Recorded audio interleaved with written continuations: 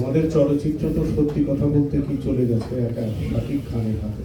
শাকিব খান ছাড়া কোনো নায়ক নাই এবং কোনো নায়কের ছবি চলেও না। এবং আজকে এ কথা নিষ্ঠুর হলেও সত্য কথা, আজকে যে ১৫০ শতাধিক হল খুলবে তার অধিকাংশ হল মালিকই প্রথমেই যাবে শাকিবের অফিসে, শাকিবের ছবির অফিসে।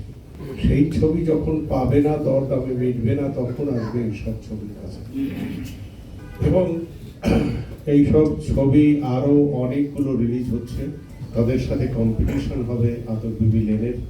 তবে সেই কম্পিটিশনে আমার ধারণা আতর বিবি লেন মোটামুটি ভাবে একটু ভালো করবে এবং অনেক ভালো করুক, তাই চাই আতর বিবি লেনের যে ফাইন্যান্সার, যে অর্থলগ্নি করেছে সে তার অর্থটা অন্তত লাভ না হোক, ফেরত পাক, সেই আশা করি।